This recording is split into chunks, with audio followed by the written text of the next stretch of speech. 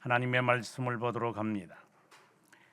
사도행전 25장 1절에서 5절의 말씀까지입니다.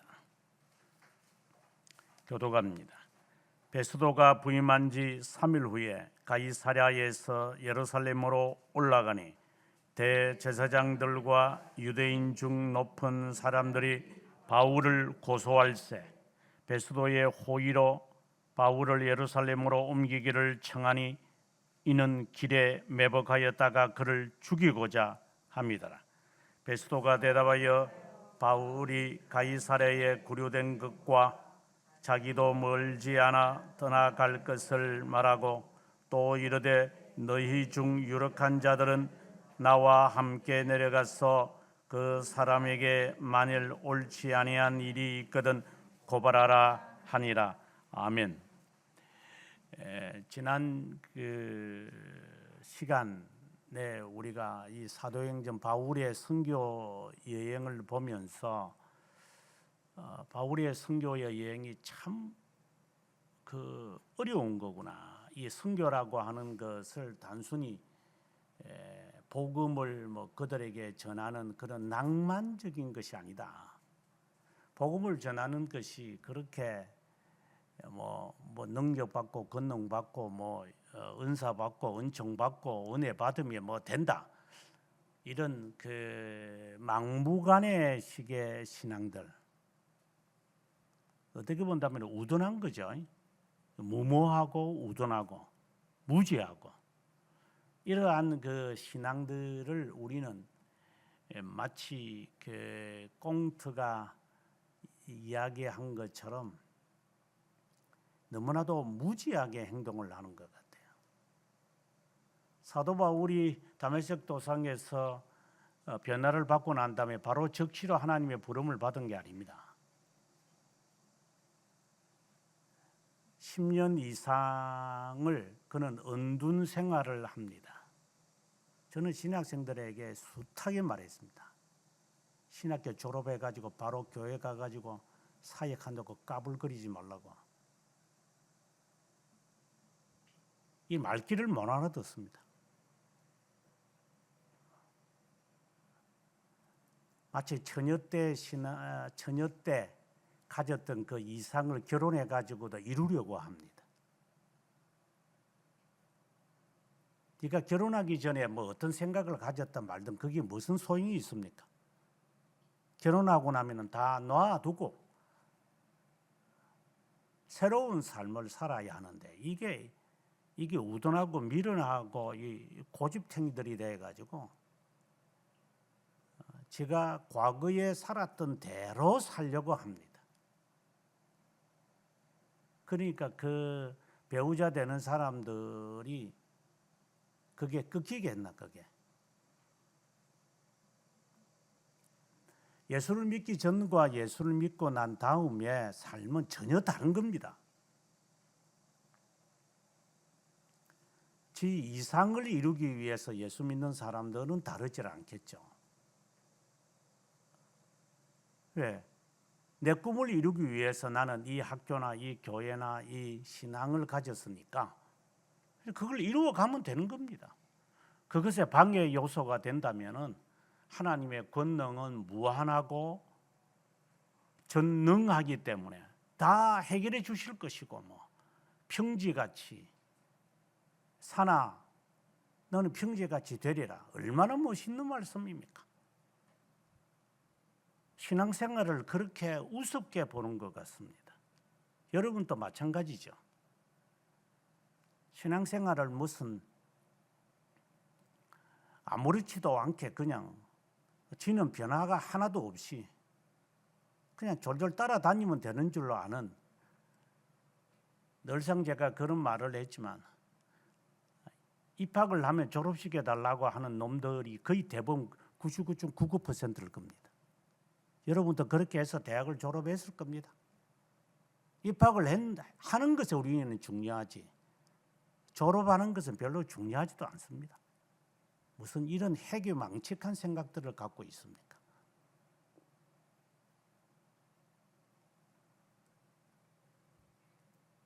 들어오는 것은 네가 원해서 들어왔지만 졸업하는 것은 자격이 돼야 졸업을 하죠. 근데 이거는 자격도 안 된 것들이 졸업시켜 달라고 합니다. 정말 참 지저분한 놈들을 저는 그거 다 예수쟁이고 다 목사 될 놈들이지만은 다 목사 지금 되는 중이지만 이 정신없는 놈들이 많습니다. 그러면 예수님께서 너희가 나를 따라오리거든, 오늘 기도 시간에도 있었지만 자기를 부인하고 자기 십자가를 지고 나를 따라오지 않으면 내 제자가 되지 못한다는 말을 이해가 안 될 겁니다. 여러분 이해되십니까? 자기를 부인한다는 게 뭐고 자기 십자가를 지는 게 뭡니까? 도대체 어린아이와 같이 되지 아니하면 천국에 못 들어간다는 말이 무엇입니까? 물과 성령으로 거듭나지 아니하면 하나님의 나라에 들어가지 못한다는 말의 의미가 뭡니까 도대체? 뭐 어릴 때 그 주일학교에서 믿음으로 가는 나라 하나님 나라 이런 말. 또 믿음으로 들어간다는 게 뭘 의미하는 거지? 하여튼 신앙생활을 하면서 많은 일을 이렇게 겪어보면서 보면 꼴불견들이 얼마나 많은지 모릅니다. 예수 믿는 것이 무엇인지도 모릅니다. 그것을 강하게 느끼고자 이 땅에서 아닌 다른 문화와 다른 나라 사람들 속에서 생존하는 법을 배우면서 아하, 정말 2000년의 역사를 가진 신앙을 가진 자들은 이렇게 신앙생활을 하는구나 라는 것을 절실하게 느끼면서 그들 속에서 바꾸어 보려고 많이 노력을 했습니다. 아마 작년에 여러분들과 함께 스코틀랜드를 가봤지만 이 세상의 도시 가운데 스코틀랜드만큼 변화가 없고 고수하는 사람들은 없습니다. 어느 도시를 가더라도 그들은 1000년 이상이 되어지는 그 집 불편을 그들은 겪으면서 살아갑니다. 그 속에서 장로, 교가 체제를 이루는 겁니다. 이해가 안 될 겁니다. 조선놈들은. 처음에 제가 한국에 왔을 때 오래전에 이야기지만 놀란 게 교회들마다 가보니까 가짜 크리스탈 재단들이 있는 걸 보고 깜짝 놀랐습니다. 그거 진짜일 리는 없죠. 아크릴로 다 꾸며서 만든 것들이. 이 단상을 아크릴로 투명하게 만들더라고. 저는 깜짝 놀랐습니다. 이것들이 미쳤나 하는 생각이 들어봤습니다. 세상의 움직임에 어쩌지를 못해요. 세상이 바뀌면요 어쩌지를 못합니다. 거기에 적응하려고 막 그냥 발악들을 하는 것 같아요. 도대체 어느 놈들이 그렇게 합니까? 세상이 그렇게 변하든 안 변하든 그 무슨 상관이 있습니까? 안 변하는 것이 신앙이고 변하는 것이 신앙이 아니다 이 말을 하는 것이 아니라 고수할 것을 고수해야 되는 것이 신앙이고 지켜야 할 것을 지켜야 하는 것이 신앙이지 변화에 적응해야 된다는 것은 철학이잖아요. 그래서 적응력을 갖춰야 된다. 세상의 변화에 빨리빨리 움직여야 한다 라고 하는 것은 철학이잖아요.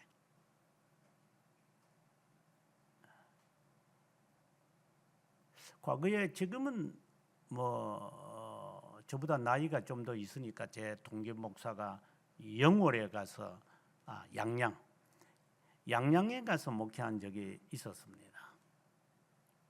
저하고는 개인적으로도 친한 친구인데 이 친구가 이제 어렵게 살다가 이제 단독 목회를 일찍 갔어요. 그래서 양양에 가서 이제 목회를 하는데 한 300명 정도 된 것 같아요. 그래서 이 친구는 그 대학 영월 대학을 졸업하면서 그 어떤 하나님에 대한 열정을 가져가지고 예수를 믿었어요.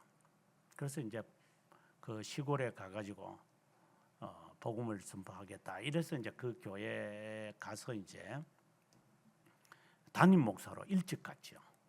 제가 한국을 떠나기 전에 이미 담임 목사로 가설이 굉장히 빠르게 간 겁니다. 그래서 이제 1년에 한 번씩 우리가 만남이 있기에 이제 만나면서 이런 이야기를 합니다. 그 친구가 이제 앞에서 목회를 하면서 이렇게 뭐 이제 예를 들어서 이제 서울에서는 그렇지 가능했으니까 단상을 치면서 찬송을 불렀겠죠. 뭐 이렇게 다 찬송을 부르고. 그러니까 거기에 있는 장로님들이 목사님 그 단상 치지 마세요. 이렇게 하더랍니다. 그리고 신방을 다닐 때 그 125cc짜리 그 모터사이클을 타고 이렇게 신방을 다니니까 목사님의 채통을 지키시면서 다니십시오. 모터사이클은 위험합니다. 그러니까 이렇게 하나하나 이렇게 간섭을 하더랍니다. 그래서 그 이야기를 우리들의 모임에서 말해요. 그래서 저도 진짜 교회 참 외식주의자고 율법주의자고 말이야. 어떻게 그런 바리새파처럼 저런 그 형식주의에 빠졌느냐고. 세상에 변화가 있으면 그 변화에 따라서 하는 거지. 목사가 뭐 자전거 타면 안 되고 모터사이클 타면 안 되는가? 단상을 치면 안 되는가? 이제 이런 이제 불만을 가진 것도 사실입니다. 그러고 난 다음에 이제 제가 귀국을 했을 때 또 그 친구의 만남을 했는데 그 친구가 그 교회에서 쫓겨났어요. 제가 교수직에 있을 때 이제 저를 자주 만나러 왔어요.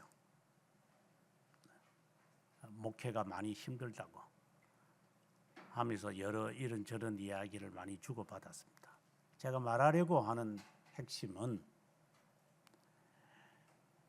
제가 한국을 떠나기 전에 30대 초에 가졌던 저의 신앙관이 어떻다는 것을 말해 주고 싶은 거였습니다. 무엇을 지켜야 하고 무엇을 내려놓아야 하고 무엇을 간직해야 되고 무엇을 고수해야 되고 하는 것에 대해서 저는 배우지 못했던 것 같습니다. 고수하고 붙들고 있으면은 고직식하고 우리나라 말에 의하면은 저는 그 고리타분한 신앙이다.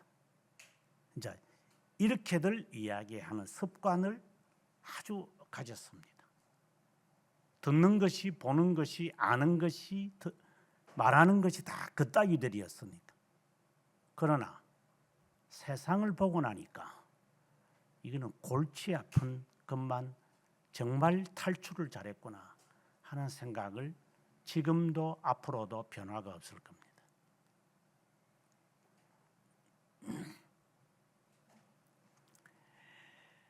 예수를 믿는 것은 전환이 되어진 것이기 때문에 우리의 삶의 전환이 같이 따라가지 않으면 이거는 비정상입니다. 오늘 우리가 바울의 이 짧은 또 선교 여행의 한 단면들을 보면서 참 힘들구나. 선교라는 것이 정말 힘든 그 가운데 하나구나. 정말 선교사 되기는 정말 나로서는 부족하겠다. 물론 이제 직면하면 뭐 할 수 있으리라고 생각이 들고 조나단 에드워즈도 선교사로 결국은 인생을 마무리합니다만은 이 선교사라고 하는 게 이게 정말 힘든 거구나라는 것을 다시 한번 오늘 본문을 봅니다. 오늘 본문의 이야기의 바로 위에 24장 27절에 보면은 바울이 예루살렘에 가서 이제 신문을 받으면서 기다리는 시간이 2년이 지났습니다. 참 긴 시간 동안 감옥에 갇혀 있습니다. 그러고 난 다음에 오늘 본문의 이야기가 전개됩니다. 나중에 바울이 이제 28장 마지막 부분에 가보게 되어지면 로마에 갔을 때 30절에 보면은 바울이 온 이태를 자기 셋집에 머물면서 이렇게 합니다.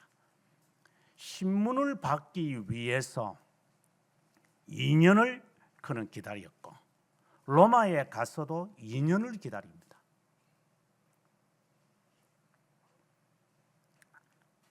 이는 코인시던스인지는 모르지만 요셉이 꿈을 해석하고 난 다음에 그는 사람에게 부탁을 합니다. 떡 맡은 그러니까 빵을 굽는 사람과 베이커와 그리고 술을 만드는 이 사람에게 부탁을 하죠. 그 꿈대로 되어졌으니까 그러면은 석방된 후에 나를 기억해 달라고 내가 억울하니 그랬는데 이 사람이 잊어버립니다. 2년이 지나고 맙니다. 물론 요셉이 나이가 어렸기 때문에 사람에게 참 부탁을 하죠. 우리가 다 그런 거니까 사람한테 막 부탁을 해서 의존하고 예를 들어서 제가 한국에 왔을 때에 이제 전임이 되기 위해서 이 교수 저 교수 뭐 있는 말 없는 말 사탕 발린 말 이렇게 하면서 교수님 교수님 뭐 이렇게 해야 그 자리를 차지할 수 있거든요. 우리 직장 생활이 본래 그런 거 아닙니까? 설계가 없이 그냥 막 이렇게 이게 그 얼굴에 주름살이 갈 정도로 이렇게 미소를 지으면서 웃으면서 어떤 때는 아양을 떨면서 어떤 때는 막 그래서 집에 와가지고 아니 밖에 나가서 그냥 술 처마시고 이것들이 야단 법석들을 하겠죠. 속에 이게 뒤집어지는 일들을 많이 했으니까 참아야 되고 견뎌야 되고 이렇게 하잖아요 우리가. 그래서 요셉도 그렇게 부탁한 거고 이건 자연스러운 거였으니까. 그런데 하나님은 모든 희망을 꺾어버립니다. 2년이라는 세월을 통해서 10년 이상의 세월을 통해서 바울을 꺾어버리는 것과 같습니다. 시작할 때 그렇게 시작하죠. 이방인을 위하여 내가 택한 자다. 멋있는 말입니다. 너 그대로 사용될 수는 없으니까 꺾어버립니다. 죽여버린다는 말. 뭐 이 사람들은 특별한 사람들이니까 그렇습니까? 그럼 우리는 어떻습니까? 먼저 자신에게 물어보십시오. 하나님은 나를 숙성시키기 위하여 몇 년을 어떤 일을 일으키셨는지 아직도 안 당해봤습니까? 아직도 꺾여본 적이 없습니까?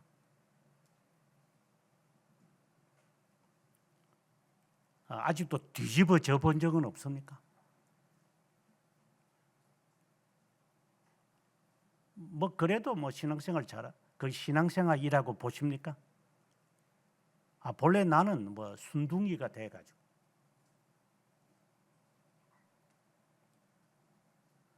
아니면 피한 겁니까? 도망친 겁니까? 2년을 갇혀서 이제 어떠한 우리가 흔히 하는 말대로 요셉이 이제 부탁한 것처럼 왜 나를 가두었습니까? 왜 나를 불러주질 않습니까? 예를 들어서 얼마나 답답했겠습니까? 윌리엄 틴들이 1년 6개월을 지하 감방에 있었다는 말을 여러분 이해하시겠습니까? 옷이 다 흘러서 너덜너덜해서 다 닳아가지고 하루 종일 24시간 365일을 호롱불 없이 지내니 너무 힘들고 너무 무섭고 너무 외롭고 너무 답답하고 너무 힘들어서 부탁을 합니다. 히브리어 성경 그리고 호롱불 담요를 보내주시면 고맙겠습니다. 이 말을 농담으로 들립니까? 그런 자들과 함께 하나님의 나라에 들어가려고 생각하십니까? 차라리 지옥에 가는 게 낫지. 어디다가 감히 엄두를 냅니까?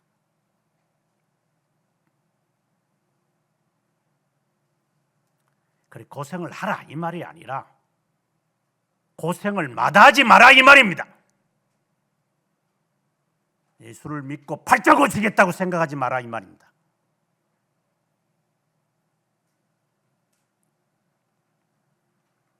성경 어디든지 예수를 믿으면 팔자를 고칠 거라는 말씀은 없을 거니까 겪어야 하고 견뎌야 하고 이겨야 하고 극복해야 되고 대처해야 되고 쉬지 말고 기도해야 되고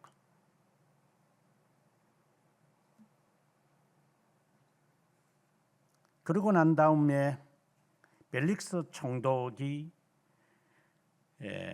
퇴임을 하고 베스도라고 하는 이제 총독이 부임했습니다.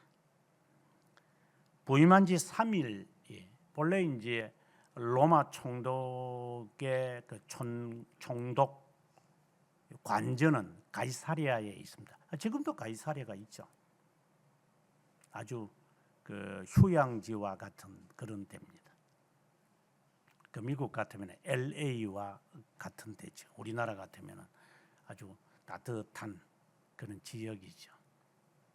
그리고 3일 후에 이제 가이사랴에서 이제 보고하러 가야 되니까 예루살렘에 이제 현지에 있는 지도자들을 만나서 내가 새로 부임한 총독이다. 이렇게 이제 보고하러 갔는데 2절에 보니까 대제사장들과 유대인 높은 사람들, 이거는 산헤드린 공의를 말합니다. 베드로를 죽이려 했고 그리고 바울을 신문했던 이런 산헤드린 공회가 하는 말입니다. 바울을 고소합니다. 이때 당시에 바울은 바로 가이사랴에 머물러 있었습니다. 23장에 보면은 예루살렘에서 가이사랴로 가게 될 때에 40명의 사람들이 금식하면서 죽이려고 했습니다. 그런데 이것이 바울의 그 조카가 엿듣고 이 음모를 엿듣고 이제 군인들과 함께 200여 명의 군인들과 함께 이제 무사히 가이사랴 감옥에 갇혀 있습니다. 바울을 지목하는 겁니다. 바울을 죽이고자 그 3절에 보니까 예루살렘으로 옮기기를 정하니 길에 매복했다가 그를 죽이고자 합니다. 2년 전에도 한번 했으니까 요놈 죽여야 되겠다. 왜 죽이려고 하는지 모르죠. 나중에 이제 밝혀지는 거지만 저거 죽여야 되겠다. 이게 우리가 기본적으로 신앙을 가진 자가 원한을 가져가지고 2년을 저놈 죽여야 되겠다. 참 예수 그리스도를 죽이려고 했던 그런 자들과 동일한 그 경우를 지금 직면하거든요. 그러니까 죽여야 되겠다처럼. 그래서 이제 부임한 사람한테 그 가이사랴에 있잖아. 그 친구 예루살렘 오게 좀 해주세요. 과거에 벨릭스 에게 그 부탁을 했다가 그게 베스도에게 부탁을 했다가 잘 안 됐어. 벨릭스에게 부탁을 해서 잘 실패했으니까 이번에는 이게 새로 부임한 사람이 뭔가 모르니까 응급결에 뭐라고 대답을 했겠죠. 그러니까 4절에 베스도가 대답합니다. 바울이 가이사랴에 구류된 것 자기도 멀지 않아 떠날 갈 것이라고 말하고 있는데 라고 하면서 너희 중에 유력한 자들은 나와 함께 내려가서 그 사람에게 옳지 않은 일이 있거든 고발하라고 기회를 주고, 한번 당신들이 나하고 같이 한번 가가지고 도대체 바울이 어떤 놈인지 바울만이 갇혀 있는 것도 아니고, 그래서 당신들이 지목해가지고 그 사람이 무슨 죄가 있다면 그러면 내가 이 사람을 당신들에게 맡기겠다. 아주 지혜롭게 이제 말을 해요. 그 당연한 거죠. 아니 부임한 지 얼마 그 속국되는 애들이 그 있는 그 사람 우리한테 넘기세요. 그 누가 말 듣겠어요? 마치 미국 시민이 있는데 우리나라 이게 무슨 범법이 행하는지 모르지만 그거 우리한테 넘기라 이러면 미국 대사관 애들이 그 자기 민족에 있는 사람들을 그 마음대로 옮기겠어요? 아무튼 상황이 그렇게 되었습니다. 그래서 6절에 이제 8일 후, 약 10일 후에 가이사랴에 내려가서 바울을 이제 데려오라고 했습니다. 마침 2년 후에 이제 그는 이제 말할 수 있는 기회를 얻게 된 겁니다. 아마 수염이 많이 자랐겠죠. 초췌한 모습이었겠죠. 예루살렘에서 내려온 유대인들이 여러 가지 말들을 하는데 베드로가 듣기에는 하품밖에 안 나오는 이야기, 쓸짝이 없는 이야기들. 근데 하품을 하면 눈물 나잖아요. 뭔 이야기 하는지 모르겠어요. 바울이 하는 말입니다. 유대인의 율법이나 성전이나 가이사에게나 내가 도무지 죄를 범하지 아니했다. 성전에 대해서 죄를 범했다고 이야기를 하는데 앞에 있는 그 21장 28절 29절에 보게 되어지면 사도 바울이 이런 말을 한 적이 있습니다.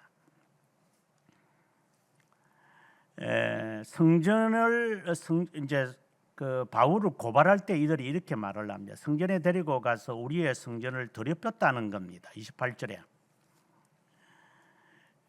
그런데 29절에 이제 그가 하는 말이 에베소 사람 드로비모가 바울과 함께 시내에 있음을 보고 바울이 그를 성전에 데리고 들어간 줄로 생각하여 해가지고 데모해가지고 그를 죽이려고 이제 소동을 일으킨 적이 있었습니다. 이게 뜬 소문들입니다. 본 것도 아닙니다. 아는 것도 아닙니다. 물어본 것도 아닙니다. 밝혀낸 것도 아닙니다. TV 보가지고 한 놈 잘못하면 그거 다 나쁜 놈들입니다. 네가 들어봤어? 네가? 이런 짓거리들을 합니다.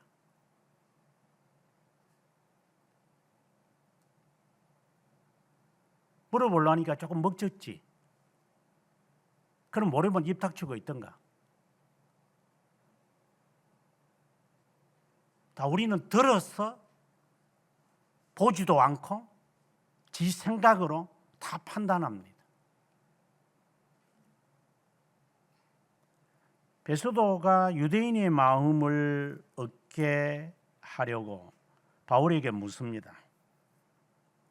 예루살렘에 올라가서 신문 받을래? 이제 물어본 겁니다. 바울이 10절에 대답합니다. 나는 가이사 앞에 서겠습니다. 여기서 가이사는 네로를 말합니다. 네로가 54년부터 68년까지 이제 그 황제로 있었는데 이때 당시가 약 60년, 베드로가 부임하게 되어진 게 기록에 의하면 60년에 이제 부임을 하는 것은 그 역사적 사실입니다. 그러면 이때는 네로가 아주 선정을 베푸는 시기였습니다. 그래서 바울은 나는 네로에게 쉽게 말해서 네로에게 나는 나의 이 문제를 상소하겠다. 이런 말을 이제 하는 겁니다.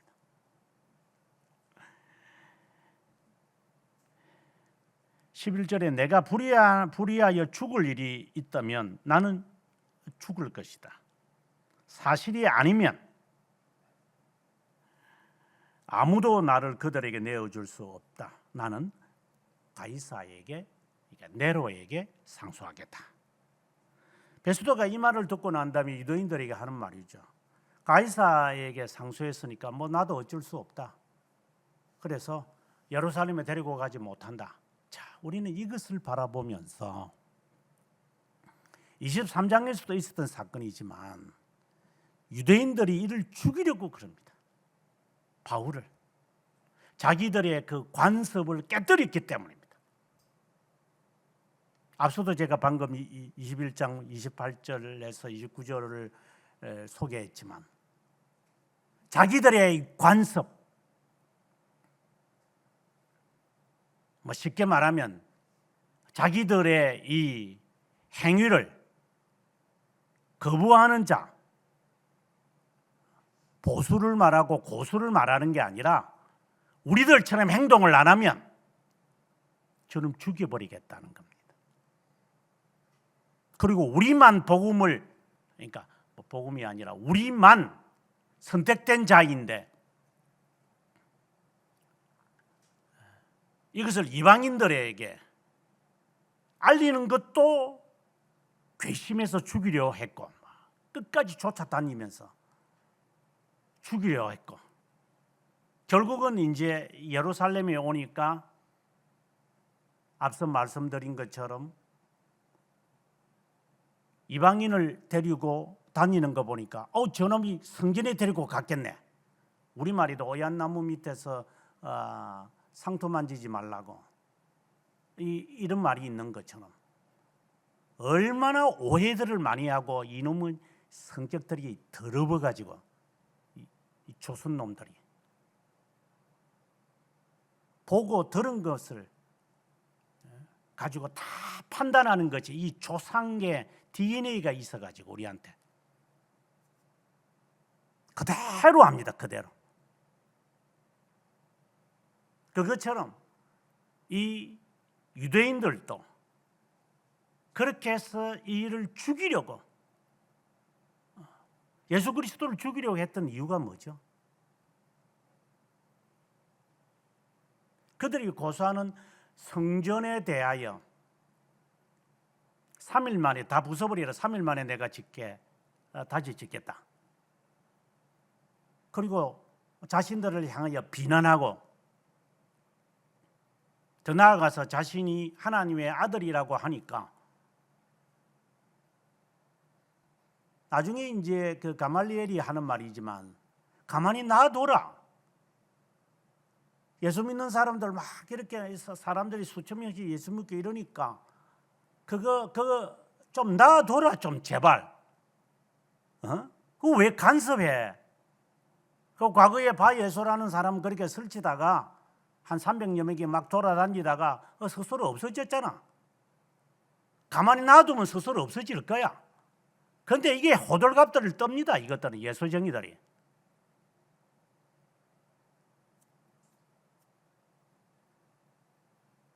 그게 이 소문을 또 냅니다. 우리가 흔히 하는 말대로 이 소문에 이렇게 말없는 말이 천리 간다는 것이고 이렇게 합니다. 이게 사람을 죽여버립니다. 이게 정말 무서운 죄입니다. 이게 이 습관. 여러분 한번 당해보십시오. 인생관이 바뀔 정도입니다. 입방아 짓는 것들. 과거에 이제 저희는 조그마한 커뮤니티니까 그런 거 없지만 대인교에서 제가 목회를 할 때 대개 이제 이게 뒷자리에 앉아 있는 군사들이 있습니다. 앞에 있는 권사님들이 있고 뒤에 있는 권사님들이 있습니다. 그럼 권사들 가운데서 자기의 짱이 있습니다. 딱 폼을 잡고 있습니다. 그러면은 그 어린 권사들이 와가지고 권사님, 그래 왔나? 앞에서 제가 오늘도 집사님이 찬송인도 했지만 앞에서 찬송인도 하면서 하는 거나 설교하면서나 사회하거나 이렇게 보면은 참 꼴불견들이 가지각색입니다. 교회에 와가지고 이것들이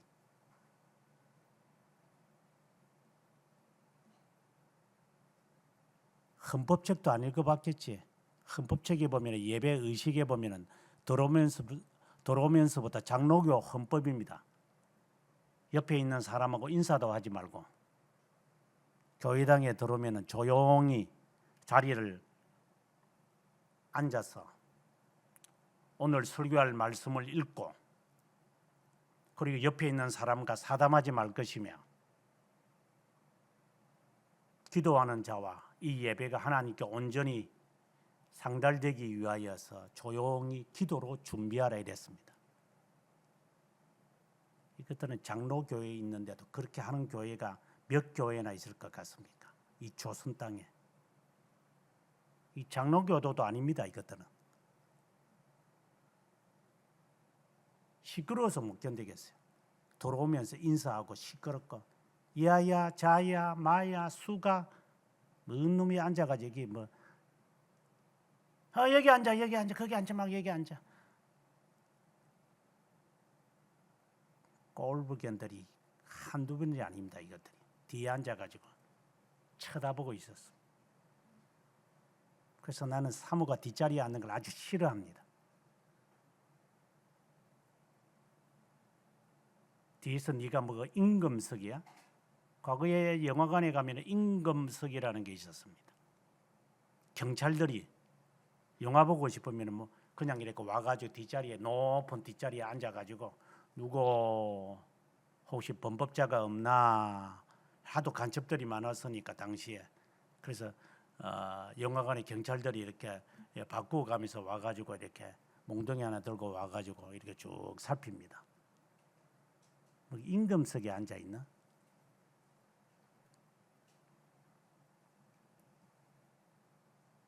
조심해야 됩니다. 하나님 앞에서.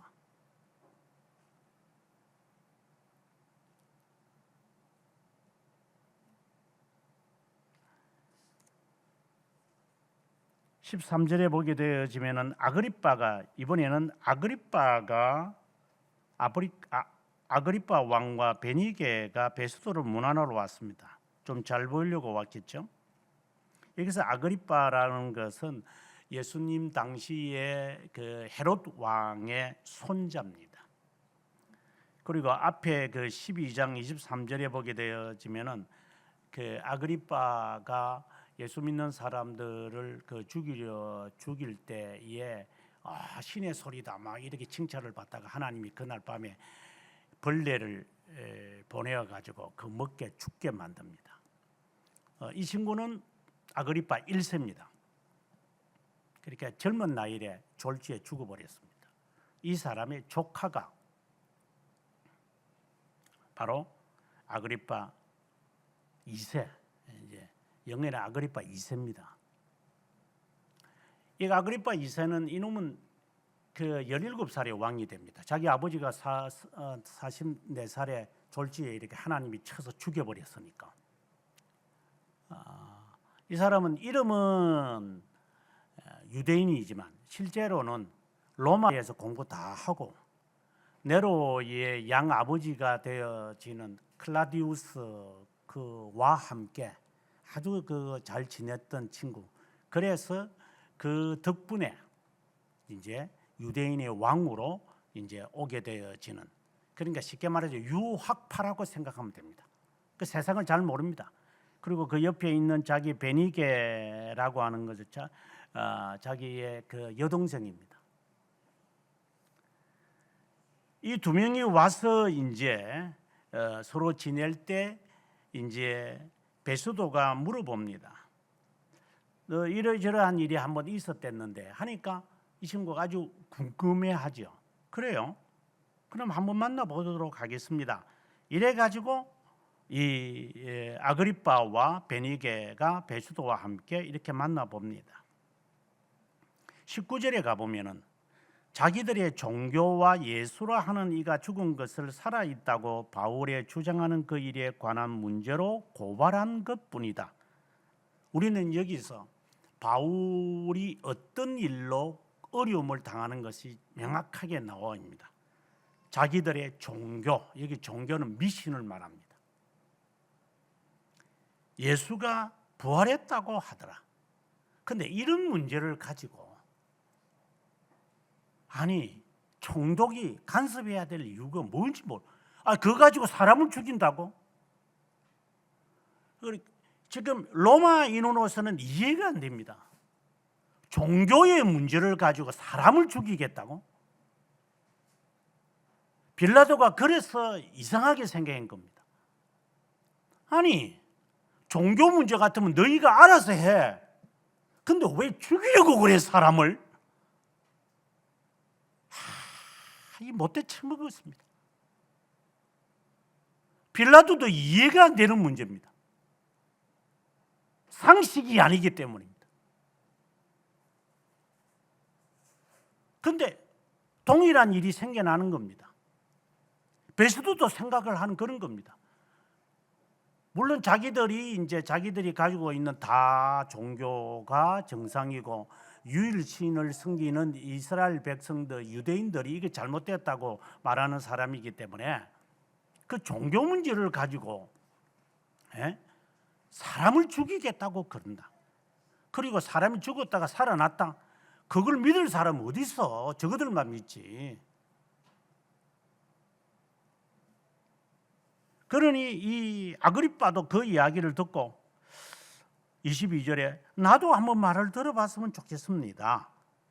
궁금한 거거든요. 이거는 유학파이기 때문에 유대인들의 저렇게 설치는 그것에 대해서 또 이렇게 또 어떻게 하다 보면 또 자기가 이제 이렇게 유학파로서 갑자기 이렇게 그 사다리 타고 내려왔는지 낙하산 타고 내려온 사람이니까 유대인들이 이 바울을 이렇게 죽이고자 하는 이런 일에 뭐 동참을 하면은 사람들이 우리 편이네 이렇게 해서 아마 좋아하는지도 모르겠죠.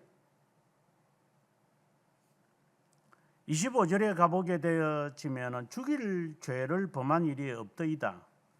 그가 황제에게 상소한 고로 보내기로 결정하였나이다. 그에 대하여 황제께 확실한 사실을 아뢰을 것이 없으므로 신문한 후에 상소할 자료를 있을까 하여 당신들 앞에 특히 아그리빠 왕 당신 앞에 그를 내세웠나이다. 제목도 밝히지도 않고 죄수를 보내는 것이 무료한 일인 줄을 알았다. 이렇게 하면서 이제 26장에 가면 아그리빠가 이제 바울과 대화하는 이야기가 등장을 합니다. 오늘의 이야기는 바로 이러한 이야기입니다. 아무런 혐의 없이 예수 그리스도를 죽이는 이러한 인간적 인섭이 바울을 다시 죽이려고 합니다. 바울이 특별히 오늘 본문에도 잘 나타났습니다만은 8절에 보면은 내가 죄를 범하지 않았다. 내가 무슨 죄를 범했는가? 죽일 죄가 있어야지.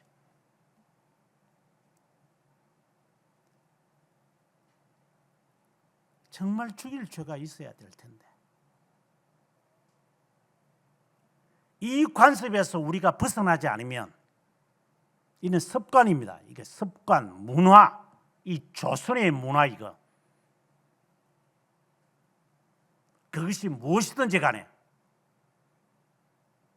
좋은 것보다도 안 좋은 것이 한 7, 80% 될 테니까.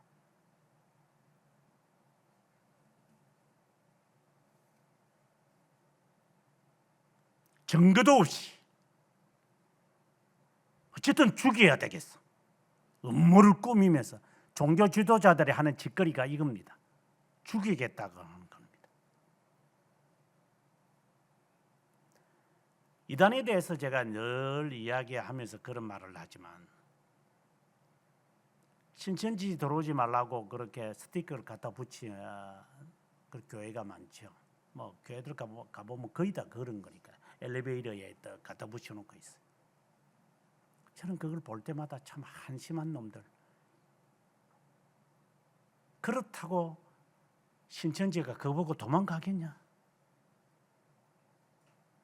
왜 붙이는지 모르겠어.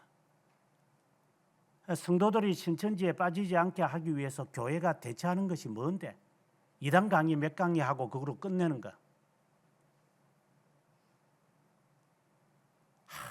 참 이런 미련하고 우둔한 놈들이 교회 지도자로 앉혀 있고, 이게 교회는 아니니까 그런 거겠지. 뭐 스티커 갖다 붙이면 되는 줄 아는가 봐. 그럼 어이에 무서워가지고 신천지가 도망가는 줄 아는가 봐. 내 속에 있고 우리 속에 있고 슬그머니 들어오는 이단에 대해서는 전혀 무관심한 거예요. 지도자들이 이단이면서도 이단이 이단을 공격해요. 참 꼴값들을 떨죠. 교회에 대한 무슨 방송을 잘못하고 나면은 꼭 이상한 단체들이 저 광화문에 가가지고, 광화문이 아니고 지금은 광화문 앞이지만 과거에는 시청 앞에 가가지고 데모하고 주여 하고 십자가 붙들고 기도합니다. 이 미치광이들. 제가 CBS에서 방송을 하게 될 때에 SBS가 그 CBS 바로 맞은편에 SBS가 있더라고. 그 몰이 있어가지고 그 넓은 광장도 있고. 그러면 신천지들이 거기 모여가지고 얼마나 데모하는지 모릅니다, 이것들이. 그래서 사람 지나가는 사람들이 다 그럽니다. 그게 다 예수쟁이들이니까 그들이 볼 때는. 그렇게 비난을 하면은 뭐 SBS가 뭐 잘못 보도한 것도 있겠지만 어쨌든 그렇게 보도하면 그저 거짓이면 고발하면 되잖아. 법이 있으니까. 이거는 고발도 안 합니다. 이거는 이런 짓거리들이 이단들이 잘하는데 예수쟁이들이 이따짓들을 합니다. 그런 이단들이죠. 우리는 이런 것만 배웠습니다. 조용히 나가서 하나님께 기도해서 이것이 왜 일어났는지, 왜 위태한 일을 우리가 직면해야 되는지, 정말 찬송이 있는 그대로 내 마음에 있는 것을 다 쏟아내서 내 마음을 쏟아내고 하나님과 기도하면서 하는 것이 없습니다. 정말 환멸을 느낄 정도로 변화된 것들이 없는 것들입니다.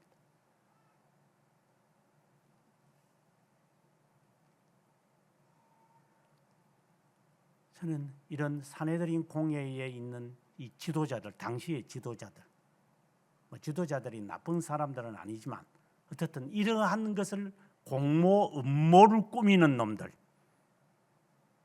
그 습관에 젖혀 있는 우리들, 그리고 예수 그리스도께서 당한 고난을 직접 그가 당하는 그 바울의 그 심정, 16장에서 우리가 이미 성경을 다 읽어보았습니다만은 그 맞아가지고 있으면서도 찬송을 부르면서 기도할 때 하나님이 오죽했으면 땅을 지진을 일으켜서 옥문을 열게 하셨겠어요. 정말 어떻게 본다면 복음성가에도 있습니다만은 그 애처럼 애매하게 매를 맞아서 피투성이가 된 그 몸으로 감옥에 갇힌 그 모습, 마치 일식을 일으켜서, 이거는 뭐 자연현상이지만 하나님 아버지께서 아들의 그 당하는 그 고난, 이제 말 잘못하면 이거는 이제 삼신론이 되겠지만 아무튼 우리의 입장에서 봤을 때 그 죽어가는 그 예수 그리스도, 마치 아버지가 아들을 바라보는 그 심정, 조금이라도 고통을 들어주었으면 하는 마음은 누구든지 가지고 있는데 마치 그런 것처럼 해를 달의 그림자에 가려서라도 어둠을 만드신 그 하나님,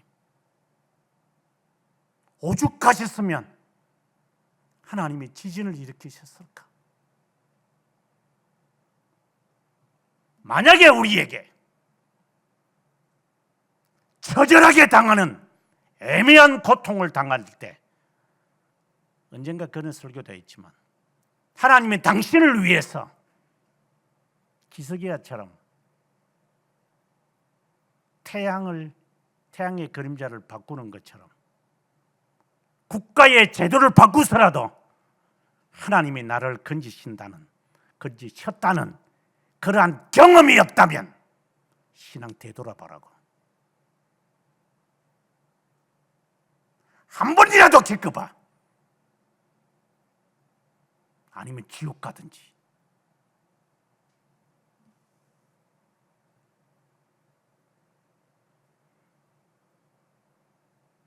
예수를 믿는 게 그렇게 단순하게 재미로 찾으러 잘 되려고 지상의 행복을 위해서 가정천국을 말하는 이단자들처럼 가정이 와하면 가화만사성이다.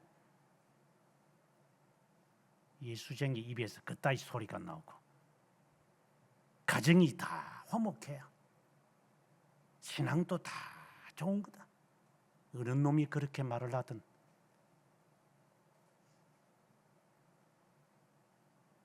성경에서 효사상을 말하든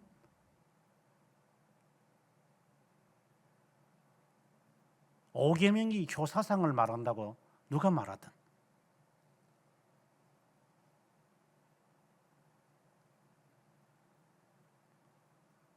정말 2년이라는 세월을 암흑 가운데 있으면서 견뎌야만 하는 이 바울, 하나님은 이제 때가 되어서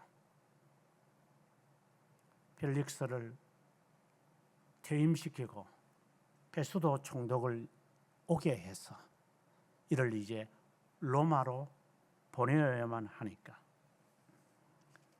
여러분들이 그 앞에 있는 21장을 보면 알겠지만 다시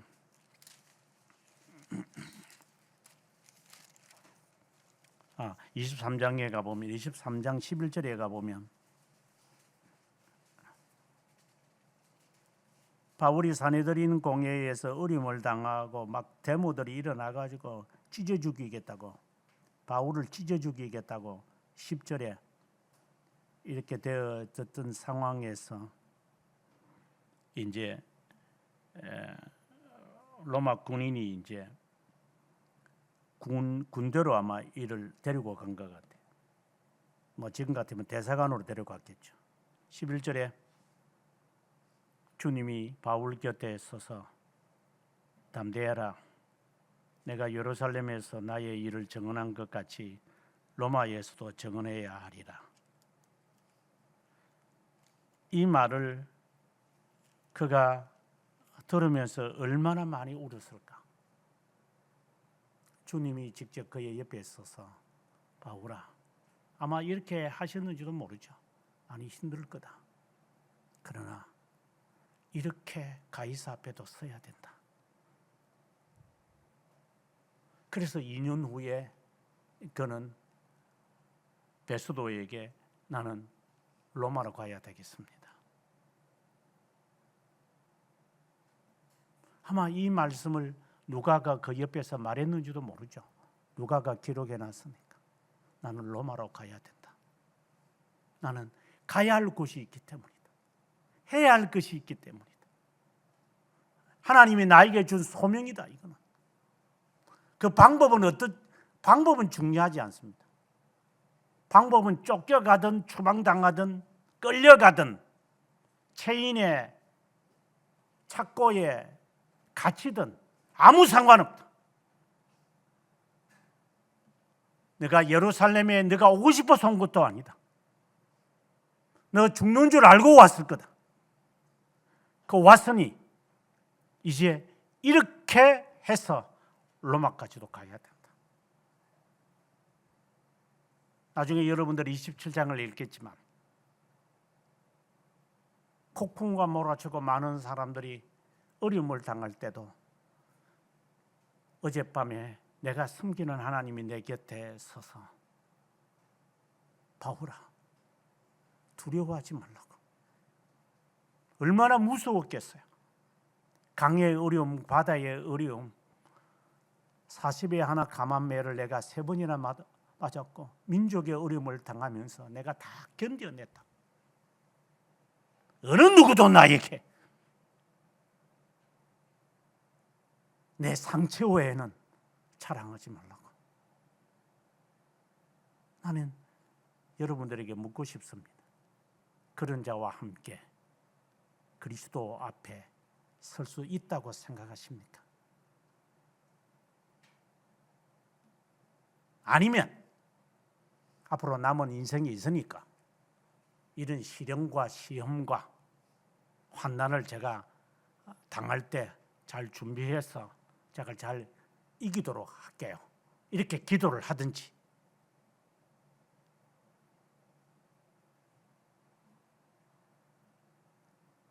십자가의 도가 그렇게 능력이 되는지, 고통, 수치, 공포, 어떻게 그것을 따라가는 게 우리에게는 능력이 됩니까?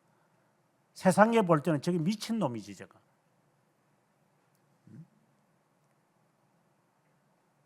왜? 세상의 지혜에서 볼 때는 이게 미친놈이지. 하지만 그리스도가 나에게 심겨준 믿음은 그것을 나에게 요구하지 않기 때문에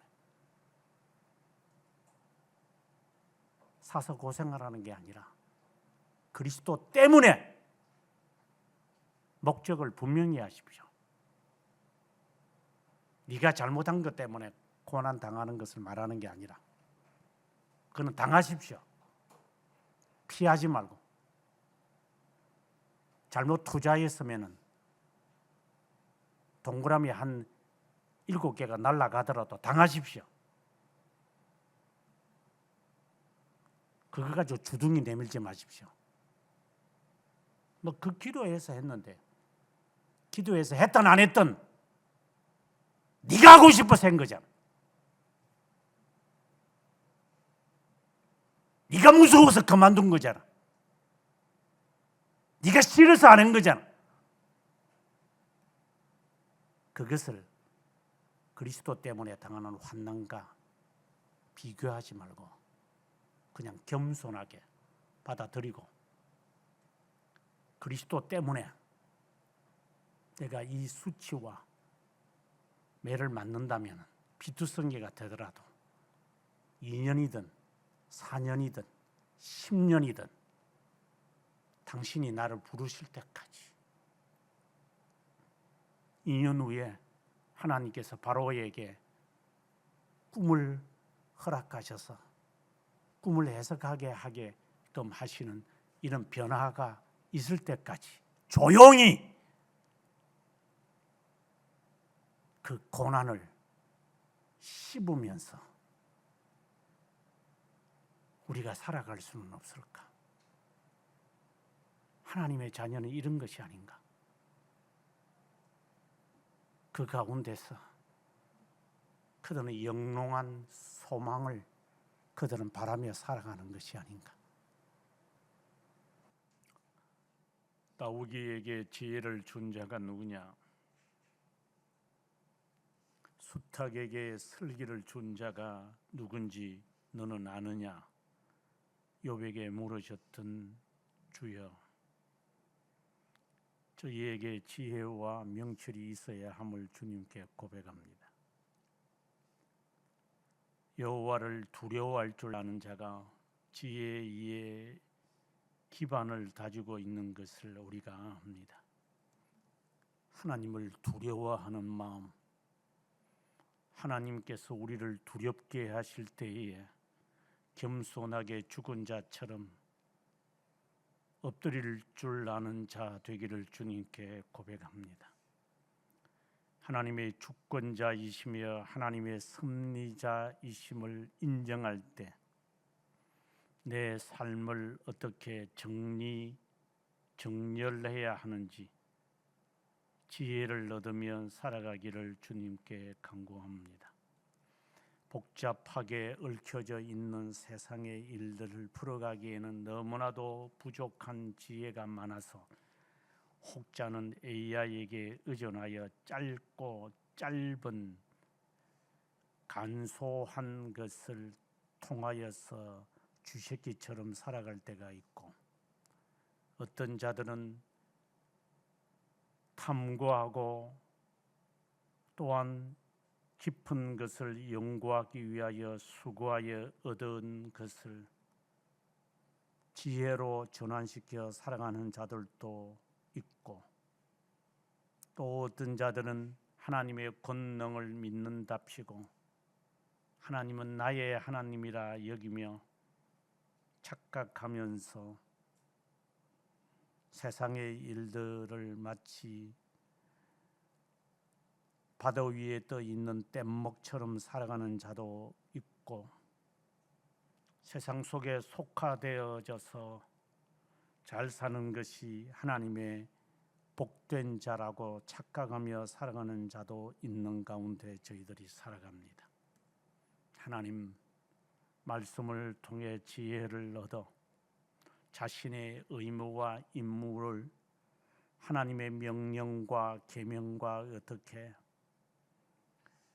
종속시키며 살아갈 것인지, 누구를 더 두려워하며 누구를 더 무서워하며 누구를 더 경외하면서 살아가야 하는지, 하나님 저희들에게 하늘의 지혜와 하늘의 명철을 허락하심으로 이 일을 능히 삶 속에서 인생에서 견뎌낼 수 있는 우리 각자 개인 인격이 되기를 바라옵고, 주권의 섭리를 행하시는 하나님 예수 그리스도의 이름으로 기도드립니다. 아멘.